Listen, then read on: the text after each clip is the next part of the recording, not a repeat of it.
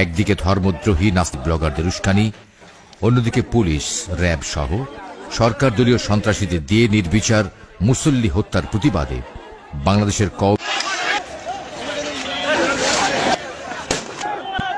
সবচেয়ে ভয়াবহ হামলা করা হয় মতিঝিলের প্রবেশমুখ পল্টন এলাকায়। এখানে পুলিশ, র্যাব ও আওয়ামী সন্ত্রাসীদের ত্রিমুখী হামলায় হেফাজত কর্মীরা দিশেহারা হয়ে পড়ে।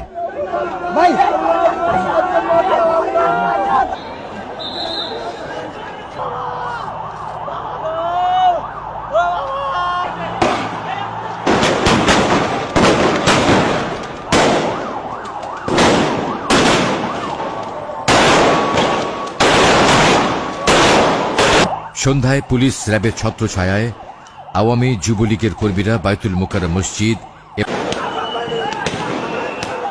পুলিশ ও আওয়ামী সন্ত্রাসীদের হামলায় সমাবেশে আসার পথে অন্তত ২০ হেফাজত কর্মী নিহত হয়।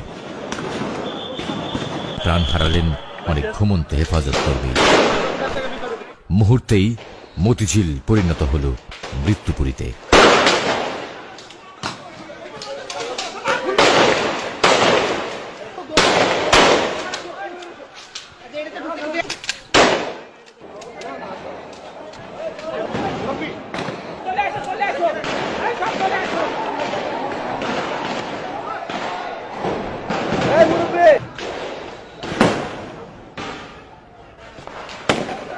মতিঝিল দিলকুশার বিভিন্ন অফিসের নিচে আশ্রয় নেয়া অসহায় মানুষদের উপর নির্বিচার হত্যাযজ্ঞ, বেধড়ক লাঠিচার্জ করে আইন শৃঙ্খলা বাহিনী।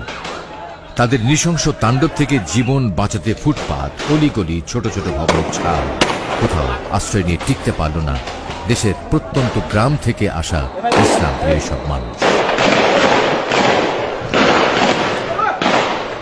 সরকারের কুটো কৌশলে রাতের মতিঝিল পরিণত হয় এক ভয়াবহ রক্তাক্ত মৃত্যুপুরীতে।